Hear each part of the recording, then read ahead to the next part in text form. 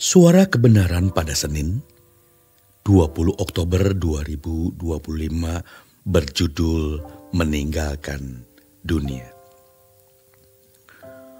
Meninggalkan dunia berarti hidup tanpa terikat oleh keindahan dunia atau materi. Jangan takut mendengar istilah ini, saudaraku. Sejak awal, setiap orang yang menjadi pengikut Yesus memang harus meninggalkan dunia. Sayangnya, banyak orang Kristen hari ini tidak tahu. Bahkan gereja pun sering tidak mengajarkannya dengan jelas. Jika kita membaca Injil, orang-orang yang dipanggil Yesus pasti meninggalkan segala sesuatu untuk mengikut Dia. Hal ini bukan berarti setiap orang harus menjadi pendeta, aktivis, atau full-timer di gereja. Bukan itu maksudnya loh. Meninggalkan dunia berarti memiliki hati yang tidak terikat oleh pesona dunia. Tidak terikat dengan segala kemegahannya. Siapapun kita, apapun usia, status, menikah atau tidak, harus belajar meninggalkan dunia. Jangan takut, sebab memang itulah syarat mengikut Yesus. Alkitab Perjanjian Baru konsisten mengajarkan hal ini. Dalam sejarah gereja, supaya kekristenan tetap murni, Allah sering memakai penganiayaan sebagai sarana pemeliharaannya. Penganiayaan memisahkan kekristenan dari dunia. Wahyu 12 ayat 6 mencatat, perempuan itu lari ke padang gurun, di mana telah disediakan suatu tempat baginya oleh Allah, supaya ia dipelihara di sana. Perempuan itu melambangkan gereja. Artinya Allah menjaga umatnya melalui proses pemisahan. Tanpa aniaya, kekristenan cenderung menyatu dengan dunia. Orang Kristen tidak sungguh-sungguh meninggalkan dunia sehingga iman menjadi salah arah.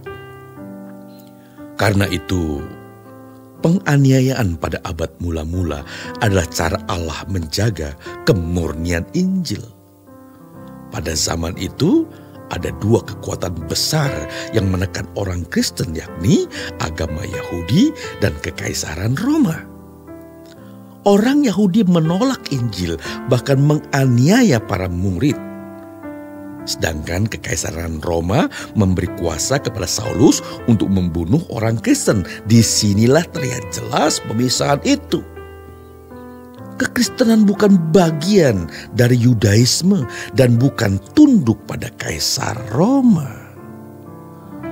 Namun sejak 380 Masehi, ketika kekristenan dijadikan agama negara, justru terjadi kerusakan. Saat penganiayaan berhenti, muncul new normal. Tetapi itu membuat iman merosot.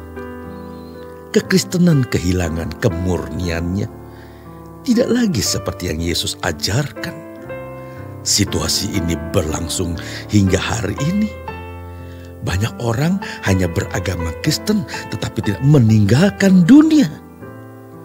Banyak kekristenan yang palsu, tidak rohani, tidak surgawi. Karena itu kita harus bertobat dan kembali kepada kebenaran firman Tuhan. Memang meninggalkan dunia tidak mudah. Proses ini berat sebab sejak lama kita terbiasa hidup dalam keterikatan duniawi. Tetapi Yesus sudah berkata bahwa mengikut Dia berarti masuk melalui jalan sempit. Karena itu Yesus berkata, berjuanglah kamu. Sayangnya, banyak orang percaya tidak berjuang dalam arah yang benar. Mereka hanya sibuk berjuang dalam urusan rumah tangga, berjuang dalam urusan anak, ekonomi, kesehatan, penampilan, atau kedudukan. Bisa jadi tanpa sadar kita pun termasuk di dalamnya. Padahal meninggalkan dunia adalah kemutlakan dan tidak bisa dihindari. Tanpa itu kita binasa. Yakobus 4 ayat keempat menegaskan, persahabatan dengan dunia adalah permusuhan dengan Allah. Jika kita masih mencintai dunia dan belum meninggalkannya, berarti kita sedang berkhianat kepada Tuhan.